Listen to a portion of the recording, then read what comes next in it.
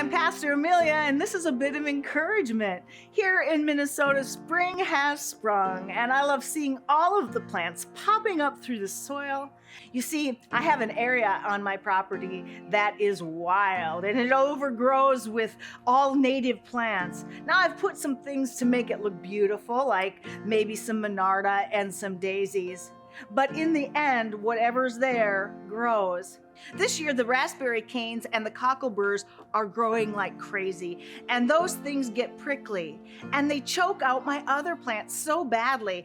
I want to spray them with a bunch of Roundup, but it'll kill the other plants too, not to mention it'll poison the ground. I thought about just pulling the weeds out, the old-fashioned way, but the truth is, I can't always tell the difference between the plants I love and the weeds that are growing among them, especially when the plants are in the early growing stage.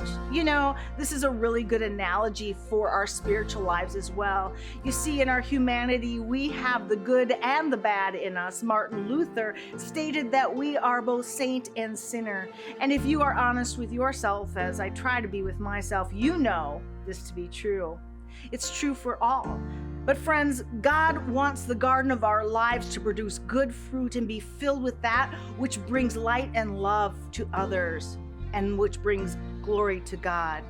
But how can we do this if we have weed seeds in with the good seeds? Isn't there a chance that both will take root? The answer is yes. So what are we to do?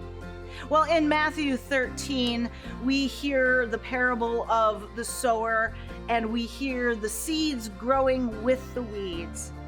And in that, Jesus says they will grow together, and you do not know until the harvest how to separate them.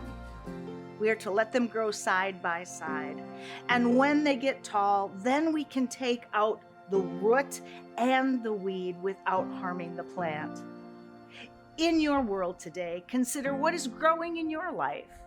What are the seeds that are beautiful and growing and thriving and producing good fruit, and which are prickly and thorny and choking out what is good?